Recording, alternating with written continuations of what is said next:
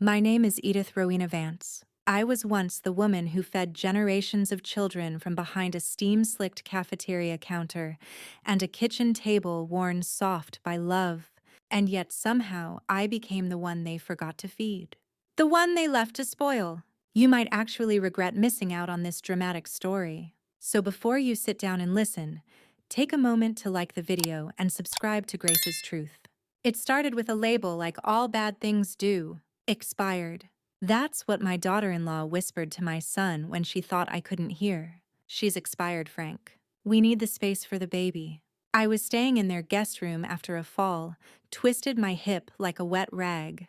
I cooked for them, cleaned what I could, stayed out of their way. But I wasn't invisible enough.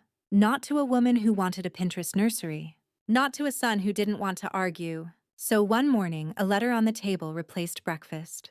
"We found a place for you," it said. A small assisted living room on the edge of town. Beige walls. A window. 3 meals a day. They'll take care of you, it promised. The way someone promises to take care of leftovers before tossing them in the bin. I didn't cry when I packed.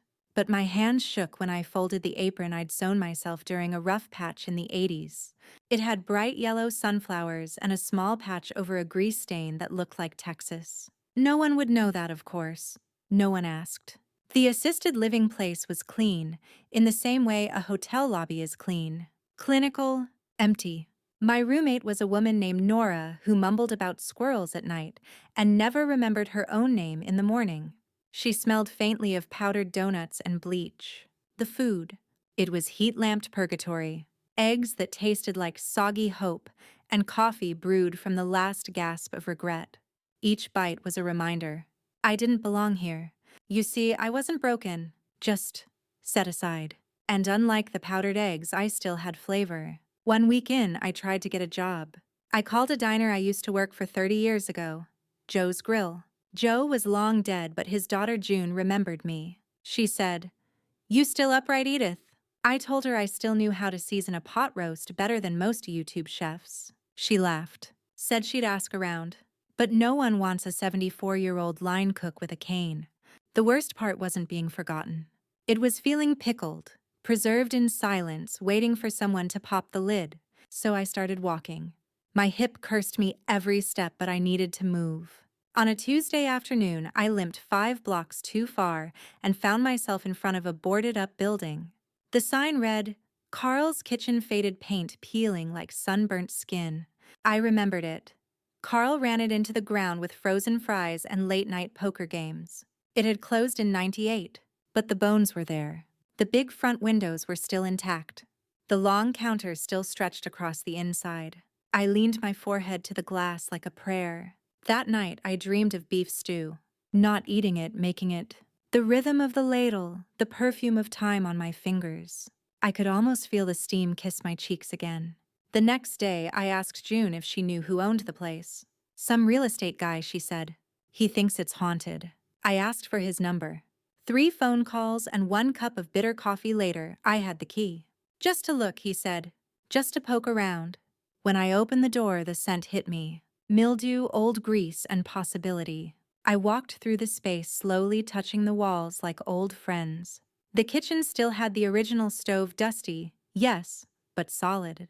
I opened drawers, found a spoon bent at the neck like it had stirred one too many regrets. That night, I cooked my first meal in 15 days on a borrowed hot plate in the staff room with a busted light bulb.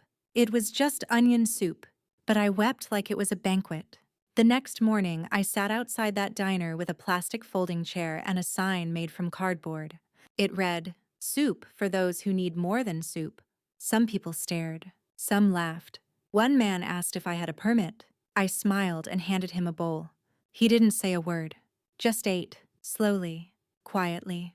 When he was done, he looked me in the eye and said, "My mother used to make this." Then he walked away. That night, I slept better than I had in weeks. The next morning, I came back to the same spot with a bigger pot.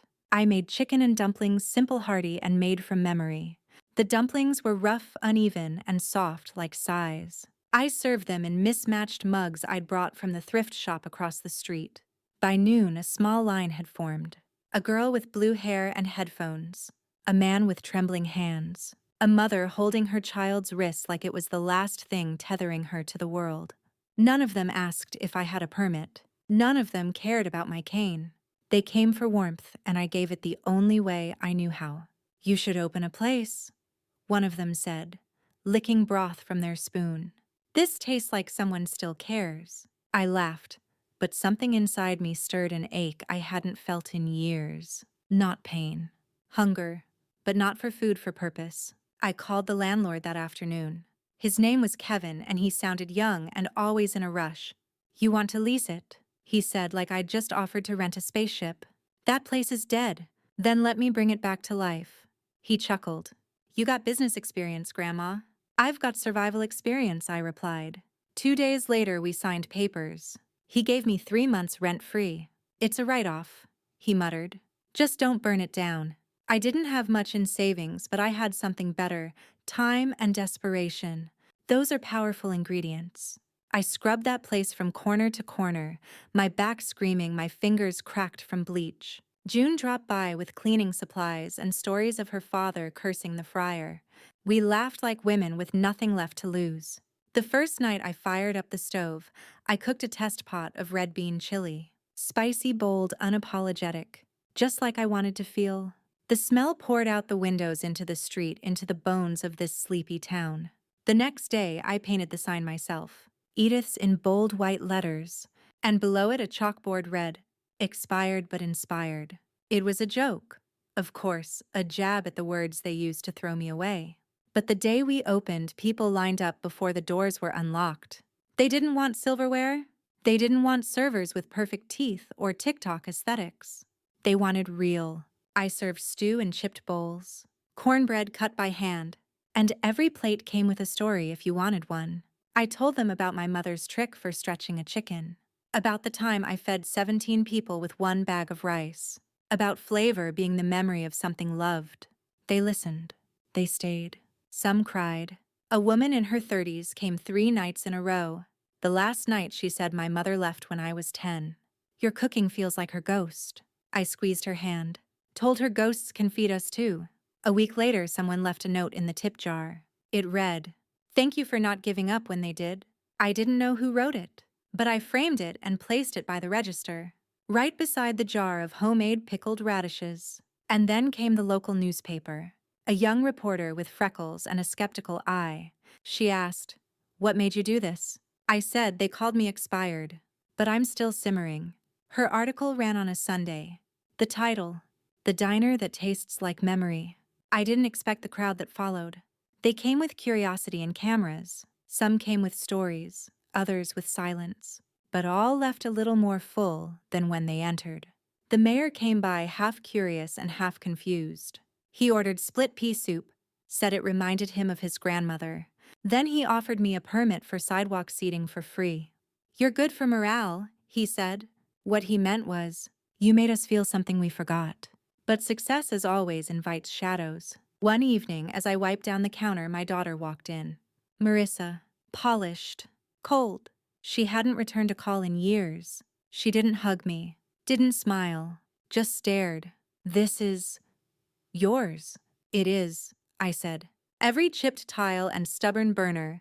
I didn't know you had it in you." I smiled. "Neither did you." She looked at the line of people waiting outside. Her eyes didn't soften. They measured. "We're having a family dinner next month," she said. "You could come." I nodded, but I knew what it was. An olive branch too thin to carry any weight. A gesture made because the world had noticed me again. As she turned to go, I said, "You never asked what I tasted like, Marissa, but now the whole town knows." She didn't reply, but as the door shut behind her, I felt something settle in me. Not bitterness, but salt. Something earned, something preserved, because I'd found it, not just a way to feed others, but a way to stop being invisible. After Marissa left, something in me hardened like a pot left too long on the stove edges, caramelizing with truth. She had seen my little empire and couldn't decide whether to be proud or ashamed. That's the curse of people who only value currency. They forget the worth of effort of soul, of simmering something into existence when you have nothing but scraps and a memory of flavor. The next morning, I got up before sunrise. I unlocked the diner, swept the front step, and watched fog roll over the street like a blessing. I prepped dough with flour-stiff fingers, humming an old tune that once helped me forget the war on television. I didn't expect what came next. The local food blogger posted a TikTok about the Grandma Diner that serves healing in every spoon. I was told it went viral overnight, though I had no idea what that meant until folks from 2 towns over began arriving with their phones, asking if Edith's secret biscuits were real. I smiled and said, "Honey, all biscuits are secrets. That's why they rise quietly." Some cried, some laughed. One man filmed me with tears in his eyes as I stirred sweet potato soup and told a story about how I once broke up a fight between 2 uncles using cornbread. "You're not just feeding people," he whispered. "You're rebuilding something." I wanted to tell him I wasn't rebuilding anything. I was building for the first time for myself. But he wasn't wrong. Every bite they took was a piece of me. Every customer who lingered in the warmth of my diner gave me back a little of what had been taken. Dignity, presence, voice. That week, I introduced a new chalkboard series.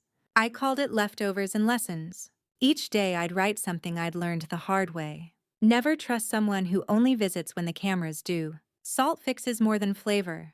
Being needed isn't the same as being loved. People came just to read them. Some took pictures. One woman offered to compile them into a book. I told her, "You'll have to wait. I'm still writing it with my life." But of course, attention has 2 faces. The first came in a silk blouse and designer heels. Her name was Ray. She was a representative from a big restaurant investment group. Young, fast-talking with a smile full of hidden knives. "We want to help you franchise," she said, sliding a shiny folder across the counter. I looked at the mock-up. Edith's. The Soul of Soup TM. My face was there, smoothed out, airbrushed, smiling like I had time for Botox and spin class. I said, "Ma'am, if you don't mind, I'm still using this face for surviving." She laughed too loud. "But think of your legacy. Nationwide locations. Branded merch. TikTok dances." I stirred my soup slow and steady. "You don't understand," I said. "This place isn't about the food. It's about being seen when the world wants to forget you." She blinked. "But don't you want to be famous?" "No," I said. "I want to be felt." She left. The next day she came back. With lawyers. Apparently they'd filed for the name Edith's and claimed they had video proof of co-creation based on her visit. My jaw tightened like a lid refusing to open. "You're stealing my name," I said. She smiled. "We're building your dream, Edith. You can't cook forever." I watched her walk out like she already owned me. But she didn't know, while she was ordering fonts and logos, I was marinating in something richer than profit. Experience. I called my lawyer, an old student of mine from when I taught cooking classes at the YMCA. She still remembered the lasagna that made her drop law school for a semester. "I'll handle it," she said. "You keep feeding people." So I did. But this time I added something new to the menu. A recipe called reclaimed rice. It was made from yesterday's grains, caramelized onions, and bruised herbs that most cooks would toss. I made it bold, aromatic, impossible to forget. On the chalkboard I wrote, "Even leftovers become legendary if you treat them like gold." People ate it with reverence. Word got out. Food journalists, podcasters, even a few small-time celebrities looking to capture realness. I served them all, but I didn't change the portions or the plates. I stayed the same. Until one morning I found a letter under the front door. Typed. Cold. Legal. Cease and desist. Apparently, I could no longer use my own name. I sat in my booth for an hour, the sunlight creeping across the floor like it was afraid. Then I stood. And I did what I always did when life turned sour. I went into the kitchen and made lemonade. No, really. Fresh squeezed. Extra tart. Served it with a new sign. "Welcome to Expired and Inspired." People laughed. Some cried. Many said it was the best rebranding they'd ever seen. Because you can take my name off a sign, but you can't take my soul out of the soup. That night, I wrote a new chalkboard line. "They can rename the dish, but they'll still taste me in every bite." And once again they came. Hungry for something real, and I was more than ready to serve it. The name changed, but the spirit remained. Expired and Inspired wasn't just a diner now, it was a declaration. A revolution ladled out with every steaming bowl and flaky biscuit. But success never walks alone. It drags shadows behind it. And mine came wearing lipstick and an apology. It was my younger daughter, Lynn. The last time I saw her, she'd told me I smelled like pot roast and poor choices as she stormed out of my house over an argument about her third engagement. That was 6 years ago. Now she stood in my diner, glossy hair pulled into a tight bun, sunglasses still on indoors. I saw the articles, she said. You've gone viral. I wiped my hands on my apron. I've gone visible. There's a difference. She looked around at the mismatched plates, the handwritten menu, the line outside. Her lips curled like she'd bitten into something bitter. You really made something out of this? This was said like a sneer, but I smiled anyway. Out of nothing, Lynn. That's the part you missed. She sat at the counter and ordered what she used to love, my cranberry walnut chicken salad sandwich. I made it exactly how I used to, even wrapped it in wax paper the way I did for her school lunches. She didn't speak until she finished it. Then slowly she slid a stack of papers across the counter. I'm moving to New York. I need help with the down payment. I stared at the folder, then back at her. Is this a loan or a request? Her mouth flattened. I thought maybe you'd want to be part of my next chapter. I leaned over and gently pushed the folder back toward her. Sweetheart, I'm still writing my own. Her face hardened. You've changed. No, I said. I've steeped. That's different. She left in silence, but her exit didn't sting. Not anymore. Because for the first time, I wasn't waiting for anyone to come back. I was fully here for myself. That night, I worked late. After closing, I sat by the window with a cup of tea and watched the stars prick the dark sky like breadcrumbs on black velvet. A knock startled me. It was a teenage boy, maybe 17, gangly, wearing a hoodie with sleeves too long. He didn't say anything. Just stood there with wide red eyes and a trembling jaw. You hungry? I asked. He nodded. I opened the door, handed him a bowl of warm black bean stew and a biscuit. He sat quietly, slurping slowly. When he finished, he whispered, Do you need help? Washing dishes or anything? I nodded again. That's how Marcus joined me. He became my first helper, then my sous chef, then, somewhere between washing collard greens and peeling potatoes, my family. He reminded me of all the kids I'd fed through the years, lost, eager, stitched together with silence and shame. But he showed up every morning at 6 a.m., hair damp from the walk across town, eyes still heavy with sleep, but burning with purpose. He asked questions, wanted to learn, and I taught him. How to taste salt with the back of your tongue. How to layer spices like storytelling, starting soft, rising strong. How to fold grief into dough without making it tough. He told me his mom had left, that his uncle didn't ask questions as long as Marcus stayed out of trouble. I didn't ask more. I just made sure he always left with a full belly and an extra sandwich. And then one morning he surprised me. Miss Edith, he said, you ever think of putting together a book? A cookbook? I laughed. Who'd want a book full of cheap ingredients and bruised wisdom? I would, he said. And I bet others would too. I didn't say yes. But that night I started writing down my recipes. Not just the ingredients, but the stories. The times I cooked with one hand and held a crying child with the other. The nights I wept into biscuit dough and still made the softest batch of my life. I called it the main ingredient, because that's what I'd become. Not a leftover, not an afterthought. A force, a flavor that lingered. And the town felt it too. Customers brought me their grandmother's cookbooks. They brought me pictures, letters, heirloom spoons. One woman left me a box of postcards, each one written to a version of herself she wished had been brave enough to leave her husband. Use them, she said. Turn them into recipes. So I did. One was a buttermilk pie. Sweet, with a whisper of lemon and a crust so tender it almost apologized when you cut into it. Another became a molasses bread I called, Dear Ruth, You Deserve Better. Each dish told a story someone had buried, and I unearthed it with butter and thyme. By now the diner had become more than a place to eat. It was a confessional, a sanctuary, a potluck for pain turned into flavor, and I was the cook, the priestess, the woman who was once treated like expired milk. But now, Now I was the main ingredient. 3 months after Marcus joined me, we had a rhythm. He chopped, I stirred. He plated, I greeted. Together, we danced through the kitchen like two musicians playing an old tune. Except we were composing something new with every bowl we served. People started leaving notes on napkins. Some were poems, some were confessions. One simply said, "Your soup saved my life today." I pinned them all to a corkboard above the counter. Over time, that board grew heavy with paper wings, folded pieces of lives that somehow found their way back to the warmth. It was around then that we had our first protest. Not against us, against what we represented. A city councilwoman, sharp and manicured, came in one day unannounced. She ordered the lemon barley stew and finished it with a smile that never reached her eyes. Then she stood and said, "You're violating city seating ordinances. This sidewalk crowd.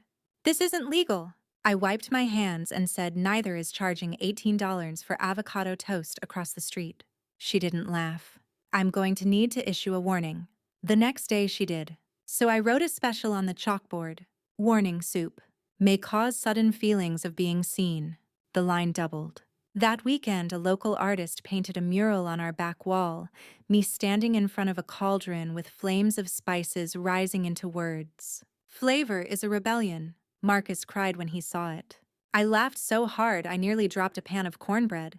But that tension lingered. Because the more attention we got, the more some people wanted to contain us. That's when the health inspector showed up. He wasn't cruel, just tired. He told me off the record. "Someone keeps calling in complaints. Anonymous. Daily." He looked around, checked the fridge, noted the mismatched chairs and the antique stove. I offered him a slice of pecan pie, still warm. He declined. Then he paused, opened his clipboard and said softly, "It's immaculate in here, Edith. Just be careful. Not everyone likes what you're building." As he walked out, Marcus whispered, "They're trying to shut you down." "No," I said. "They're trying to shut us up." Because what we'd created wasn't just comfort food, it was resistance. Every bowl was a reminder that age, struggle, and invisibility didn't mean obsolescence. We were feeding people in ways they hadn't realized they were starving. So I did what I always do when things got hard. I wrote a new menu. This one only had 3 items. Survival stew, made with root vegetables and history. Second chances chili, thick, smoky, and a little bitter like all good redemption stories. Forgiveness bread, braided with cinnamon and memory. That week, a news crew showed up. Local, enthusiastic. A woman with fire in her eyes and a cameraman who kept nodding at the scent of garlic in the air. She interviewed me at the counter.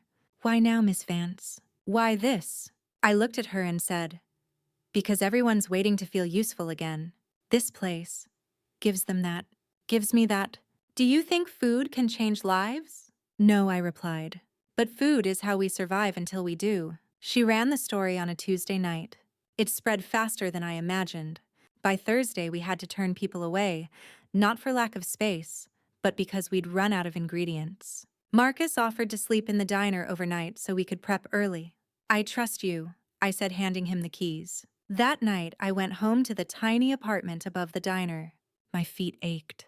My hands were stiff, but my heart beat with the steady rhythm of purpose. At 2, 3 a.m., I woke to banging on the door. It was Marcus, breathless, eyes wide. "Miss Edith."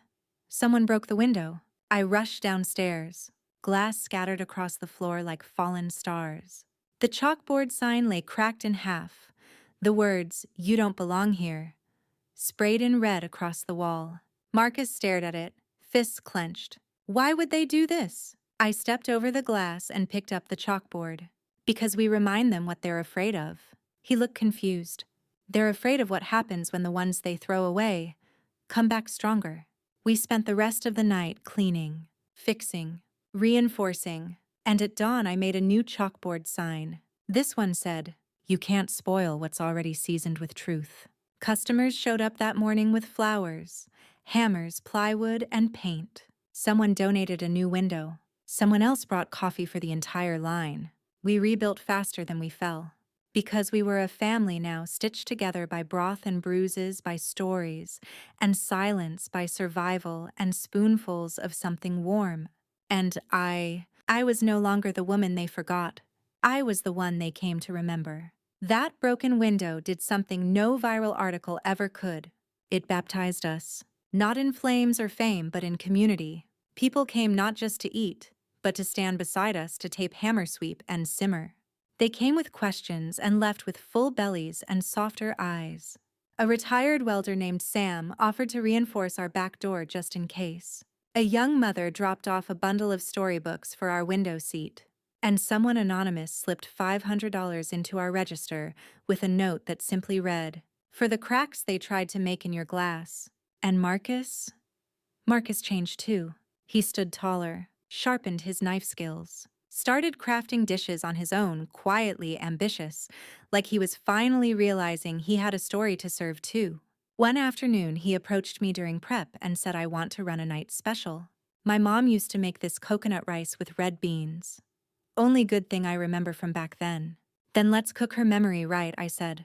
We named it Remembrance Rice, served it with pickled onions, lime zest, and a whisper of ginger. People fell in love with it. One woman said it reminded her of her childhood in Jamaica. Another said it made her cry without knowing why. Marcus lit up. That's the thing about flavor. It holds memory even when we forget the names. As we grew, we began to overflow. People started asking if we catered. "Only if you're starving for something honest," I'd joke. But then came the community center request, a memorial service for a woman named Blanche, who used to eat at the diner every Sunday after church. Her children wanted the food that made her smile when the rest of the world didn't. We made her favorites: lentil stew, honey cornbread, and warm pear crumble. That day, I saw what legacy really looks like. It wasn't a statue or a foundation. It was strangers holding hands over chipped plates, healing in the quiet bite by bite. That night, I pulled out the draft of my cookbook again. The main ingredient, and I knew what it needed. Not glossy food photos, but scanned napkin notes, recipes written in cursive, margins full of scribbles, grease stains like thumbprints from the past. Marcus offered to help me type it all up. "Only if you include your stew secrets," I teased. He grinned. "Only if you include that quote you always say about leftovers being legendary." We worked on it between shifts, slowly, intentionally, like kneading dough until it breathes. One night, as we reviewed the chapter on biscuits, the bell over the front door rang. It was late. We were closed. But I always left the light on for wanderers. A tall woman in a pale coat stood in the doorway holding a small suitcase. I didn't recognize her until she spoke. "Edith," my voice caught. "Maeve." It was my sister. We hadn't spoken in 24 years. Not since Mama's funeral. Not since the fight over the house, the will and the words neither of us could unsay. She stepped inside like the past was a river she finally swam across. "I read about you," she said. "Took a bus from 3 states over." "Why now?" She hesitated, then said, "Because I wanted to taste what forgiveness might feel like." I didn't cry. I'd run out of tears years ago. Instead, I walked to the back, poured 2 bowls of remembrance rice, and brought them to the table. We sat in silence for a while, chewing. Then slowly, Maeve reached into her coat pocket and pulled out a folded yellowed recipe card. Mama's handwriting. Sweet potato bread. The version with cloves and brown sugar, the one we always fought over at Thanksgiving. "I thought you should have this," she said. I placed it on the table, smoothed its creases, and whispered, "Thank you." That night, I added a new section to the chalkboard. "Today's special. Reconciliation served warm." And as I washed dishes with Marcus humming in the background, my heart, old and scarred, felt strangely new. Because healing isn't always dramatic. Sometimes it's just a quiet bowl passed across a table saying, "I see you. I remember you. Let's start again." The next morning, Maeve helped me in the kitchen. She moved slower than she used to, but her hands still remembered Mama's rhythm. We baked that sweet potato bread together for the first time in decades. The smell filled the diner before sunrise. And by the time we opened, there was already a line at the door. One woman clutched a baby close and whispered, "I smelled something that reminded me of home." Another man holding a cane much like mine looked up and said, "You're not just cooking, Edith. You're conjuring." Maybe he was right. Maybe this diner wasn't just a second act. Maybe it was a resurrection. Because the world may try to toss you out, stamp you expired, and move on. but some ingredients, they get better with time. Word of the sweet potato bread spread faster than I expected. By noon, we had to start turning people away, not because we wanted to, but because we ran out of batter pans, patience, and time. That kind of demand doesn't come from hunger alone. It comes from longing. A need to taste memory, to wrap yourself in something warm and familiar when the world feels too sharp. And somewhere between folding the last of the brown sugar into the next batch and wiping my flour-coated hands on my apron, it hit me. I hadn't felt alone in months. The woman who once ate alone in a sterile nursing home was now feeding the town and being fed in return. Not with food, but with stories, laughter, the kind of community you can't build with blueprints or bank loans, only with time and tenderness. Maeve stayed the week. She slept in my spare cot upstairs, snored like a freight train, and made the best pimento cheese sandwiches I'd tasted in 30 years. At night, we stayed up sipping lukewarm tea, reliving old arguments, turning them into jokes. We even talked about Mama. She would have hated this place, Maeve said once. I raised a brow. You think, oh yeah. She'd say it was cluttered and loud and full of those people, which, if you remember, meant anyone who didn't fold napkins properly. I laughed so hard I nearly dropped my mug. But she would have come, Maeve added softly after the laughter faded. She would have come, sat right there by the window, and she would have ordered everything just so she could say she didn't like it. We smiled at that, a shared understanding sealed with warmth and grief. A few days later, Maeve left. She took a loaf of sweet potato bread and a Tupperware of Marcus's rice. She hugged me before stepping on the bus, and for the first time in 24 years we said, I love you, without choking on pride.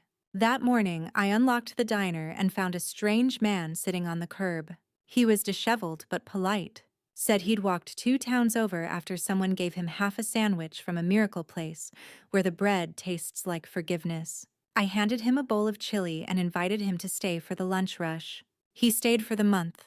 His name was Saul, and he became our second hire. Saul didn't talk much, but he worked like someone who owed the world a debt and finally found a way to repay it. He fixed things we didn't know were broken. He built new shelves, repainted the kitchen door, and even rewired the old neon sign so it blinked again. When I asked why he knew how to do so much, he shrugged and said, years of making myself useful to people who never said thank you. Well, I said, you'll get more than thanks here. You'll get aprons? I handed him one with his name embroidered slightly crooked because I still sew by hand, but full of care. We were a team now. Me, Marcus, and Saul. A trio stitched together by second chances and burnt edges. The city finally gave up trying to shut us down. In fact, they gave us a community award, Local Business of the Year. They presented it during a festival on Main Street. There were booths, music, and even a mayor who pronounced my name wrong during the speech. But I didn't mind, because standing beside me were Marcus and Saul holding the plaque like it was a trophy from a war we'd won without weapons. And standing in the front row, Marissa, my oldest. She clapped politely, her expression unreadable. When the ceremony ended, she approached slowly. You built something real, she said.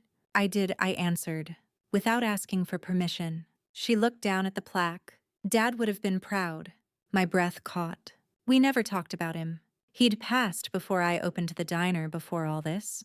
A quiet man who taught shop and believed in silence more than apologies. We were married 42 years and never learned how to say I'm sorry until the last year. I think I whispered he would have loved the cornbread. We stood there in the late autumn, light leaves swirling like confetti around our feet. Can I come by sometime? She asked. You can come by, I said. But if you want a seat at my table, bring more than appetite. She blinked. Bring stories. Bring questions. Bring your daughter. She smiled, small, cautious, and real. Later that day, I went back inside and updated the chalkboard. You're never too old to become someone's comfort food.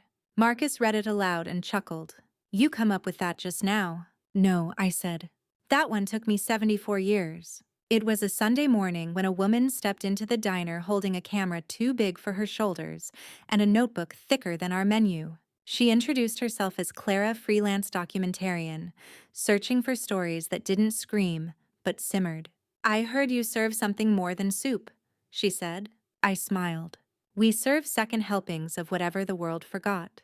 Clara stayed for 3 days. She recorded Marcus sautéing onions while humming old blues tunes. She filmed Saul fixing a broken stool with a whisper of a smile. And she sat across from me in the corner booth as I stirred tea and talked about bruised fruit, broken people, and why, I believe, burnt edges taste better. When she left, she promised, "This story will feed more people than you know." I thought she was being kind. I didn't expect the video to hit 1 million views in a week. Suddenly, the phone wouldn't stop ringing. Producers, podcasters, cookbook agents, lifestyle networks. Everyone wanted a piece of the expired and inspired story. But I wasn't interested in slices. I was serving whole stories, and I wasn't about to start garnishing them with gimmicks. One network offered a cooking show. They pitched the title, Stirring Up Grace with Edith Vance. I said no. Not because it wasn't flattering, but because I didn't want to be flattened. What I'd built couldn't be edited into a 22-minute segment with ad breaks and scripted smiles. I told Marcus, the world wants us shiny, but we're real. And that's rarer. He nodded.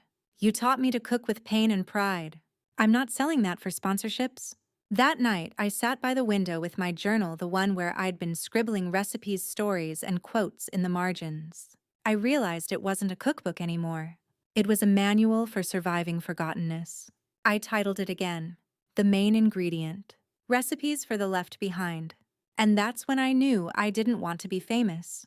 I wanted to be passed down, so I printed a dozen copies at the local print shop, each one with a handwritten note inside. To whoever finds this, the world will try to boil you down, box you up, and label you expired. Don't let them. You are the flavor, the fire, the main ingredient. I left the books on random tables in the diner, slipped them into takeout bags, and tucked them into mailboxes of regulars. Quiet gifts for the people who'd quietly saved me. A week later, one came back. A woman in her 60s, nervous and teary, placed it on the counter with trembling hands. I read it all, she whispered. Then I made your sweet potato bread. For the first time in a year, my daughter hugged me. She paused. I want to order 10 more. Not food. The books. I want to give them to the women in my church. I stared at her, stunned. It wasn't just about feeding people anymore. We were restoring them. That weekend, we held our first leftover letters night. A table by the window, a stack of blank cards, and a simple instruction. Write something you never got to say. People wrote to their mothers, to their ex-husbands, to lost friends, and forgotten selves. We collected the letters in a box, wrapped it in patchwork fabric, and placed it on a shelf above the register. It became an altar of unsent truths. And every time someone added a letter, we rang a small bell. The sound was soft but holy. And the people who had once come for stew now came to confess, to remember, to reconnect. The diner became more than warmth. It became witness. Marcus started hosting Monday night cooking classes. Comfort food for the discomforted. Saul launched a Saturday handyman workshop in the alleyway. Fix what you can. And I greeted everyone with the same line. What story brought you in today? Because everyone had one. The widower who still made tea for two. The woman who lost her job and found herself in our cornbread. The teenager who came out to their parents over a bowl of chili and came back the next day alone, but still smiling. And me, the woman discarded like expired milk. Now the name whispered between strangers, the scent that clings to memory, the recipe people pass down without realizing it's healing more than hunger. The first time someone called me a matriarch, I laughed so hard I nearly dropped a tray of spoon bread. I wasn't a matriarch. I was a tired woman with aching knees, arthritic fingers, and a kitchen held together with duct tape, ductility, and dreams. But then Marcus said, "You don't have to be royalty to be a queen, Miss Edith. You just have to teach people how to stay when life wants them to run." That shut me up, because somewhere along the line, without intention or announcement, I had become something more than a cook. I was a keeper of rituals, a listener of stories, a weaver of people. And soon people began asking for something I never imagined: weddings. The first was a small ceremony, 2 women who'd met over split pea soup at our Wednesday lunch counter. They said they wanted to get married where the healing began. They asked if I'd officiate. I had to Google how. I stood in my cleanest apron, trembling with nerves, and read from a card I wrote that morning. If love is the main course, then kindness is the heat that cooks it. May your table always be full and your fights always end with dessert. We served chicken pot pie and honey cake. They danced barefoot by the counter. Everyone cried. After that, it became a thing. Small ceremonies, vow renewals, adoption celebrations, goodbye parties for people moving away. One woman even threw a divorce dinner and brought her ex. I don't hate him, she said, but I love myself more now, and I wanted to eat someplace that understood that. We gave her a free slice of pie and a chalkboard message. Bittersweet is still sweet. And then came the day I found Marcus sitting at the back table fidgeting with a ring box. He was 21 by then. Taller, sharper, more confident, but still with that flicker of fear in his eyes when something mattered too much. I'm gonna ask her, he said, voice barely above a whisper. I smiled. Does she like cornbread? Loves it. Then she's already family. He proposed to her in the diner, right after she finished a bowl of red lentil stew and wiped her mouth with the back of her hand. No big show. Just a simple question and a trembling yes.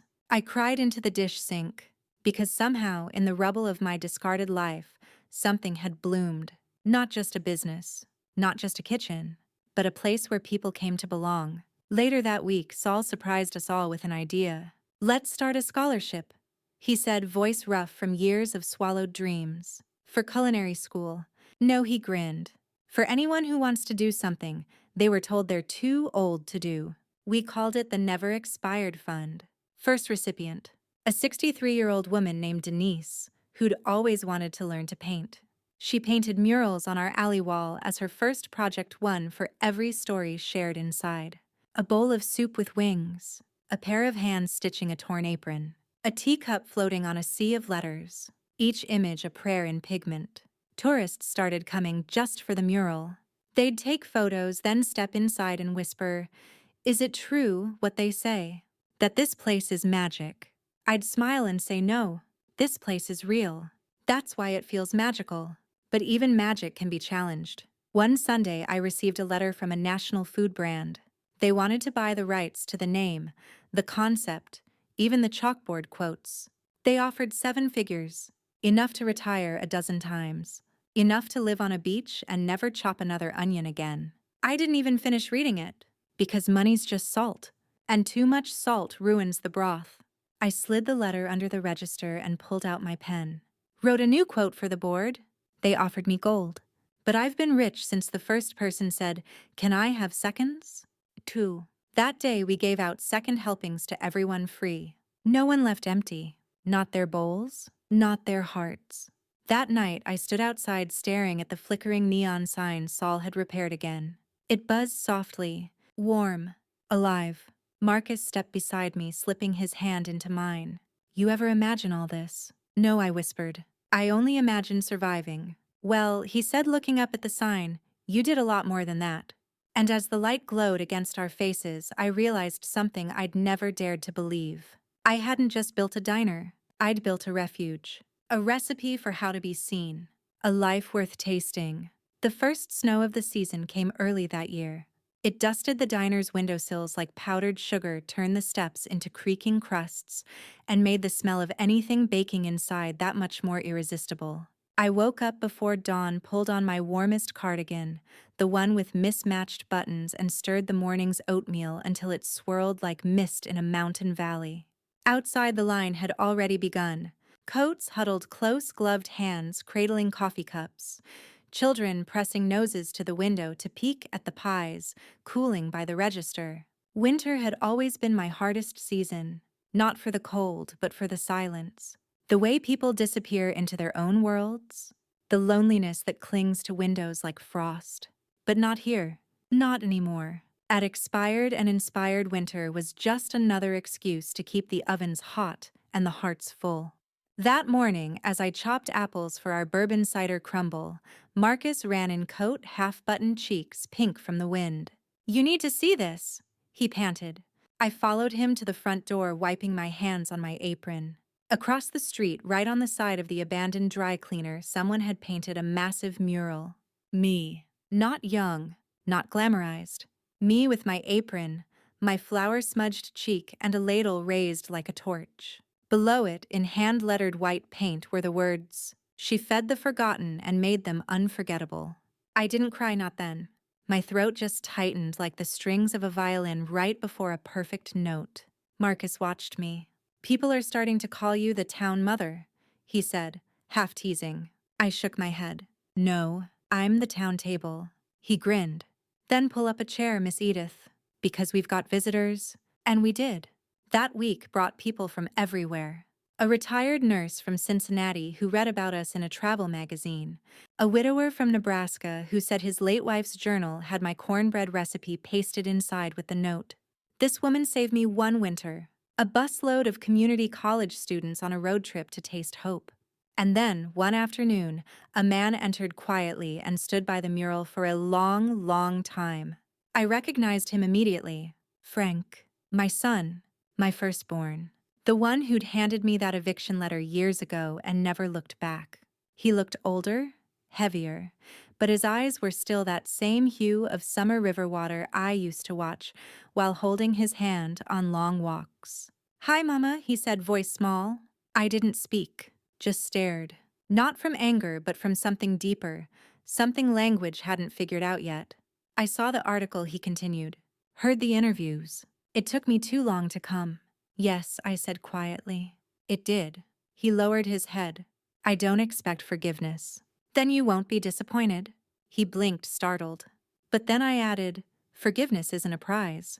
It's a practice. Like sourdough, it takes feeding every day." He smiled, bit his lip. "Could I try forgiveness?" "Dinner." I paused, then turned to the kitchen. "We're almost out of stew," but I saved a bowl. I placed it in front of him. Piping hot. The same beef barley recipe I used to make when he scraped his knees and called it the worst day of his life. He tasted it, eyes fluttering closed. Then he whispered, "Still perfect."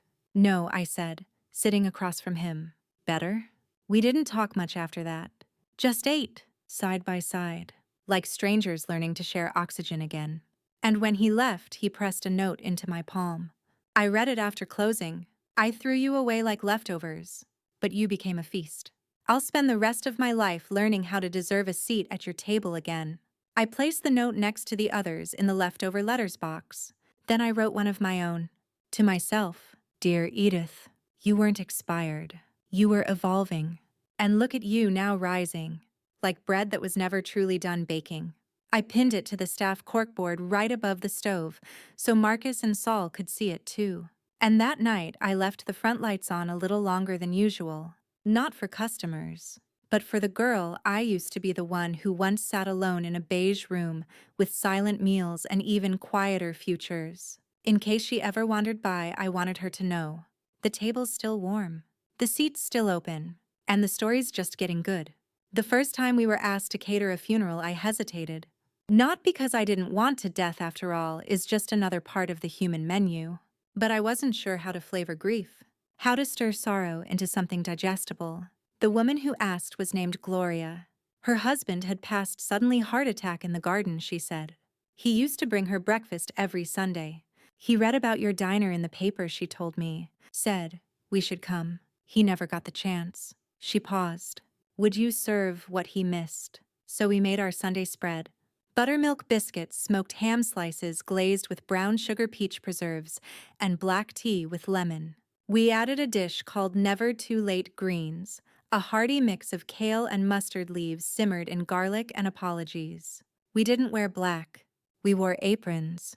And when Gloria stood to speak, she said, "This food isn't for the dead. It's for the ones left behind. To remind us that love lingers in flavor, in repetition, in one more bite." Afterward, she came to the counter and pressed her hand on mine. "You don't just cook, Edith. You translate loss." I held her hand warm and trembling and whispered, "Then I must have had a lot of practice, because I had too many years trying to swallow disappointment without choking. Too many empty chairs. Too many holidays where the loudest sound was the scrape of my fork on a plate. But not anymore. Now, when grief entered the room, we didn't look away. We fed it. And little by little it softened. In the months that followed, we added a new ritual to the diner: remembrance plates. Each week, we invited people to bring a photo of someone they'd lost and a recipe they loved. We recreated it, flaws, quirks, strange spices, and all, and served it as a special with the story printed on the back of the menu. We made beef stew with cinnamon, just like Lena's grandfather used to cook in Morocco. We baked cardamom cake with extra salt the way my sister liked it, because she said life was too sweet already. And my favorite, burnt rice pudding. It was exactly what it sounded like, but the woman who submitted it said, "My mother always forgot it on the stove because she was too busy holding everyone else together." That one stayed on the menu for a month. Customers began leaving photos on our wall, not celebrities or politicians, just people laughing, holding hands, stirring pots, holding pets, a collage of ordinary greatness, and in the center of the wall, a plaque carved by Saul. Gone, but not under-seasoned. Marcus started calling the diner a museum of memory. And he wasn't wrong. You could walk in for lunch and leave having eaten someone's legacy. One day, a young woman named Tasha arrived with a clipboard and a nervous smile. She was a graduate student in sociology, writing a thesis on intergenerational healing through communal meals. "I thought this was just folklore," she admitted. "But this place, it's a living archive." I poured her a cup of sweet mint tea and said, "We don't archive. We activate." She stayed for a month, took notes, cried during 3 different meals, then asked if she could film a documentary. No glossy edits, she promised. Just raw truth. I agreed on one condition. She had to eat every single dish before she could film it. She said yes. And so we fed her through tears, laughter, and 2 food comas. That documentary went on to win an award at a small indie film festival. Suddenly, we weren't just local anymore. We were on screens in cities we'd never visit in languages we didn't speak. People began writing letters. One woman from South Korea said she printed our chalkboard quotes and hung them in her cafe. A retired teacher from Ireland sent us her scone recipe and a note. "You reminded me I'm still rising." We read every one. We cried over some, laughed at others. Framed the best on our kitchen door. One day, Marcus asked me, "Did you ever think any of this would happen?" "No," I said, "but I dreamed of being useful again." That dream turned out a little more flavorful than expected. Later that evening, Saul brought in an envelope. Inside was a letter from the National Culinary Institute. They wanted to honor me with a Lifetime Achievement Award. I nearly dropped my mixing bowl. "I didn't even go to culinary school," I said. "That's the point," Marcus replied. "You didn't need permission to feed people." The ceremony was scheduled in New York, all expenses paid. I'd never been on a plane. When the day came, I wore my best dress and my favorite apron over it, stitched with signatures from all our regulars. They asked me to make a speech. I walked onto that stage, limping, trembling, breath catching in my throat, and looked out at a sea of white hats and polished shoes. And I said, "They once called me expired," but I kept simmering. I fed people from my bruises, and they called it comfort. I served forgiveness with gravy and taught redemption through cornbread. I didn't follow recipes. I followed pain, and it led me to love. The room stood, clapped, some cried, and me. I just bowed my head and whispered a quiet thank you to the girl I used to be, the one scraping together canned beans and cracked eggs trying to matter. She made this possible. When I returned from New York, the diner had transformed again. It wasn't just busier, it was alive. Like it had been waiting for me to leave just long enough for everyone else to claim a little more of it for themselves. The windows were covered in chalk drawings, heart spoons, bowls with wings. Marcus had strung twinkling lights along the ceiling beams. Saul had refinished the floor, and the warm wood gleamed like brown sugar. And taped to the pass window, right where I always placed finished plates, was a photo of me on stage in my apron, mid-speech, mid-tears. The caption read, "Our Queen of Flavor." I nearly dropped my suitcase. They threw a welcome home party that night. We served nothing fancy, just the dishes that made us. Split pea soup, cornbread, spiced greens, sweet potato bread, and a humble strawberry cobbler that tasted like everything I'd ever wanted to say, but never had the words. People stood up one by one to share what the diner had meant to them. A man who once slept behind our dumpster spoke first. I came here for soup. I left with sobriety. A young woman with a stutter said, I applied to college because of something you wrote on the chalkboard. Even the mayor came this time not with a citation or a press team, but with his mother who kissed my hand and asked for that pie that makes my knees weak. And as I stood in the center of it all, I realized something astonishing. I hadn't just been feeding them. They'd been feeding me too, filling the cracks with gratitude, marinating the hard years with redemption, tenderizing the regret.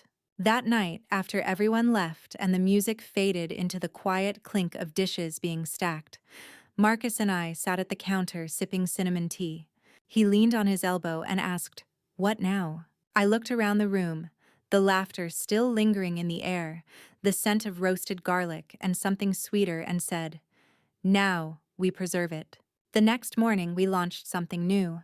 The Flavor Archive, a handwritten journal leather-bound thick with blank pages. It sat in the center of the diner with a sign. Write the dish that saved you, or the one that ruined you, or the one that reminds you who you were before life forgot. And they wrote. A woman described her grandmother's stew that tasted like lullabies. A teenager wrote about his first meal after leaving foster care, a simple spaghetti dish made with too much sugar and love anyway. One man confessed he learned to cook eggs after his wife died. It wasn't much, he wrote, but it gave me a reason to wake up. Even Frank added a page. He came back a few times a month now, quiet, respectful, helping wash dishes during the dinner rush. We didn't speak of the past much, but one day I found his entry. Mom made apple cider gravy. I never said thank you, so I'm saying it now. Thank you for still letting me taste your forgiveness. I tucked a sticky note next to it that said, I love you even when it burns a little. One night while closing up, Saul lingered behind. You ever think about what happens after? He asked. After what? After you're gone. After the lights turn off. I didn't answer right away. Instead, I walked to the chalkboard and wrote, if I'm gone, keep cooking. If the stove breaks, use firewood. If the door locks, open the window. But never stop feeding the hungry parts of people. I turned to him and smiled. That's what happens after. He nodded, eyes misty. We didn't say goodbye that night. We just stood in the soft light of the kitchen, surrounded by the scent of roasted garlic and memories. And I realized with sudden quiet certainty, this diner wasn't mine anymore. It belonged to the girl with the recipe card, the widower who asked for thirds, the teenager with shaking hands and a second chance. It belonged to Marcus, to Saul, to everyone who ever needed a place to be seen, warmed, forgiven. And it would keep on without me, because I was no longer the cook who once stood invisible in someone else's home. I was the flavor in every corner of this place, the broth in the cracks, the main ingredient in a story far bigger than mine. Winter rolled into spring, but this time it didn't feel like a transition. It felt like an arrival. The daffodils popped through the cracks in the sidewalk like confetti from the earth. Sunlight streamed in through the front windows, touching every corner of the diner like a benediction. We celebrated our third anniversary in a way only we could. No banners, no speeches, no influencers, just a menu of the top 10 dishes voted on by our regulars. We called it the reunion menu. Every dish came with a handwritten card, its origin, its story, and the person who brought it to life. At the bottom of each card, a quote, "This is more than food. This is someone's return." That week, the line never stopped. Neither did the stories. An elderly couple who used to eat in silence suddenly started coming in daily each time, sitting closer together, laughing louder. A former inmate came in with his teenage son. I read her story in prison, he told me, nodding at me. Helped me believe I could come home to something. Even my great-niece Marissa's daughter started volunteering on weekends. Her name was Ivy, 17. All limbs and ambition, with a fierce love of chocolate ganache and a notebook full of dreams. She told me she wanted to study food science, but not the fake stuff, she said. The soul stuff, like what you make. One afternoon, I let her run the pass. I stood behind her as she called out, 2 bowls remembrance. Rice 1, sweet potato bread, fire it up. And for the first time, I saw the future. It had my eyes, my stubborn hands, my seasoning. Ivy started interviewing me in secret for a school project. She asked about regrets. I told her I regret every time I let someone else serve me silence. Then she asked about love. I said, it's the thing that keeps bubbling even when the pot is empty. And when she asked about legacy, I walked her to the wall of napkin notes, to the journal full of handwritten recipes, to the back door where Saul had etched every staff member's name into the wood. Then I placed her hand on her own chest. This, I said, it's not what you leave behind. It's what you pour in while you're still here. A few days later, I received a letter from the city council. They wanted to name the alley beside our diner Edith Vance Way. I laughed until I cried. It wasn't that I didn't feel honored, I did. But I never imagined my name on anything more than a name tag. To have a street? Well, it felt like a full circle moment. The kind where the girl who used to be just a lunch lady became a landmark. We painted a new sign above the alley door and hosted a block potluck to celebrate. Every dish had a story. Every hand held another. People danced. Marcus played an old banjo. Saul grilled over a barrel smoker he built from scraps. And me, I sat on a folding chair spooning peach cobbler into the hands of a toddler while his mother kissed his curls and said, "That's from the lady who taught the town how to come home." The next day, Ivy presented her school project, a full photo essay called "The Woman Who Tasted Like Belonging." Her final slide, a quote I'd scribbled in her notebook during prep one morning. "You are not what you lost. You are what you feed. Feed others. Feed yourself. And never ever forget. You are the flavor they never knew they were missing." Her class gave her a standing ovation. She got a scholarship. She cried into my apron that night and promised to keep cooking always. As for me, I started to slow down. My hands shook more now. The stairs creaked louder beneath my weight. The kitchen felt hotter than it used to. Or maybe I was just finally feeling the decades I'd walked through like steam pressing against my bones. I began passing on more recipes to Marcus, gave Saul the key to the back freezer, showed Ivy where I hid the extra boxes of spice mix I never told anyone about. And one quiet Tuesday, I sat in my booth with a cup of tea watching the diner hum without me needing to say a word. They didn't just know what to do, they knew why to do it. That was the difference. That was the legacy. I pulled out my journal, what was left of it anyway, pages warped with steam and stained with grease, and wrote one final entry. I was treated like expired milk. I was thrown out, boxed up, labeled done. But I kept simmering. I found my heat, and I made myself into the main ingredient. Now I feed a world that once forgot me, and oh, how sweet that bite is. I closed the book, put down my pen, and smiled. Because the pot had boiled, the oven had preheated the kitchen, had sung its song. And I had become the flavor. Spring leaned into summer with the gentleness of a memory returning home.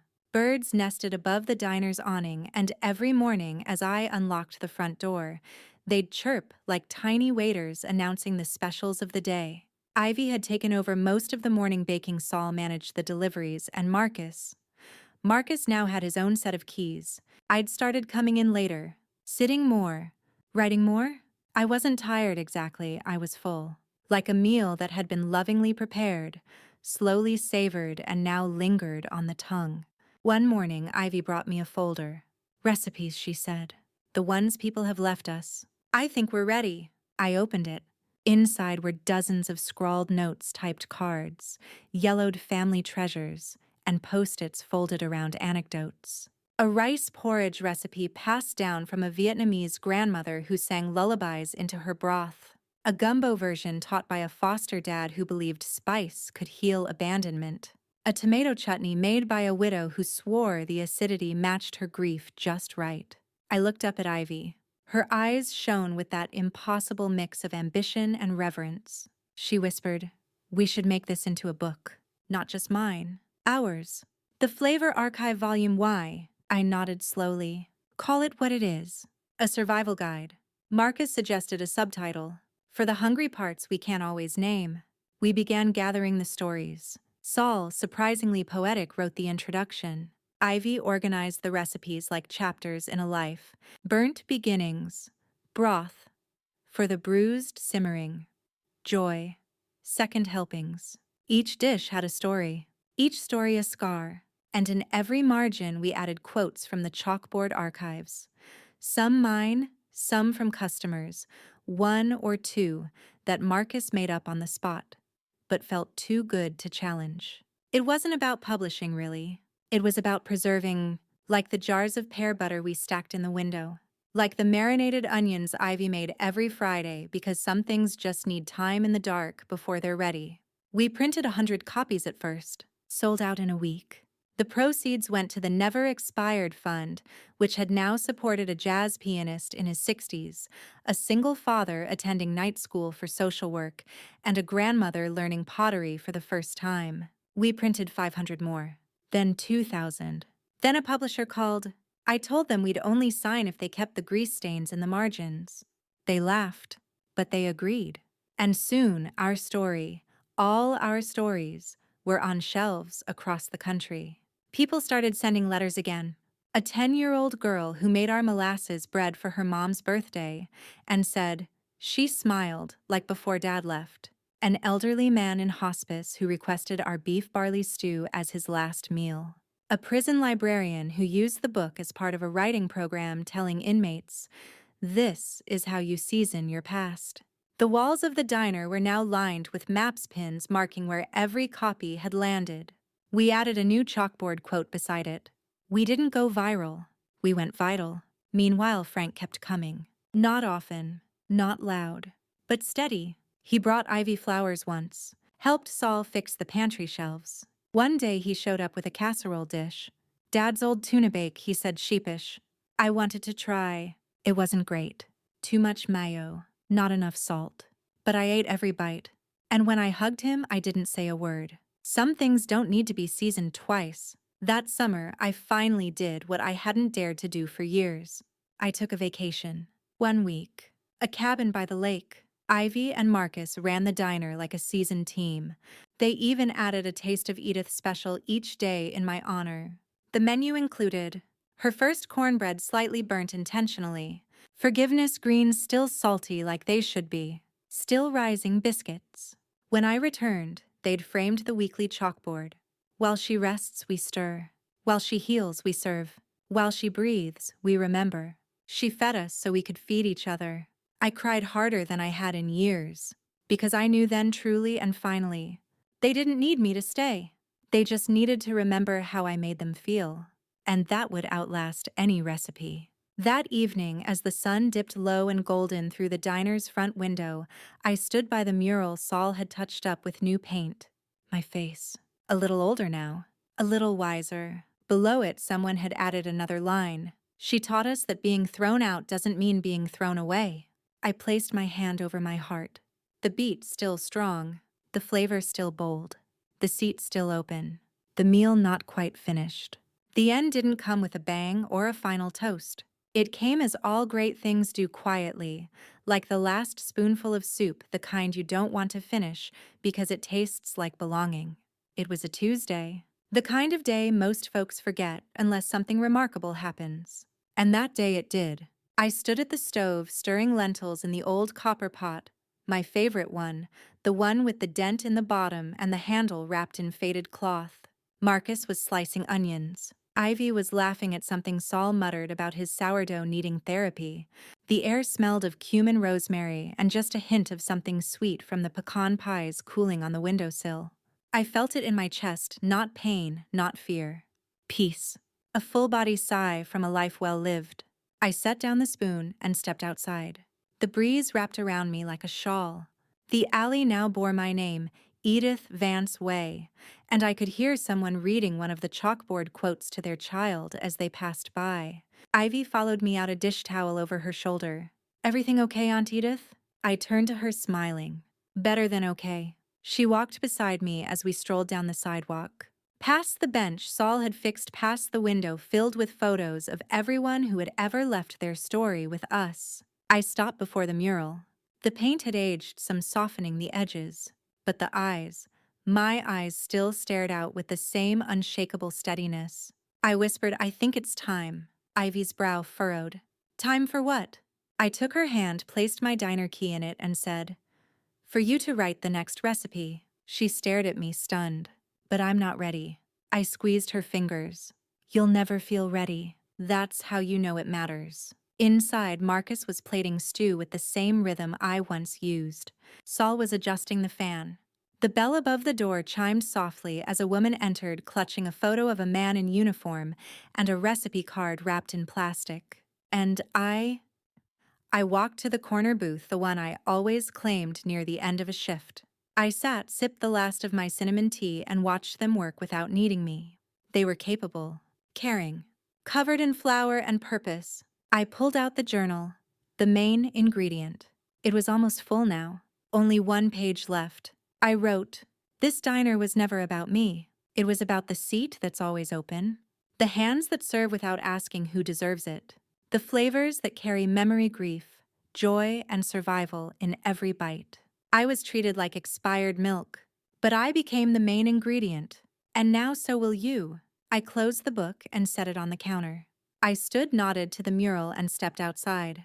Not away, but forward. Because when you've fed enough hearts, your story doesn't end. It becomes a recipe passed down in whispers and warmth. And the world, it's always hungry for that kind of nourishment. So if you ever find yourself walking down a quiet street and stumble upon a place that smells like comfort and courage, a place where every table feels like home and the chalkboard always says what you needed to hear,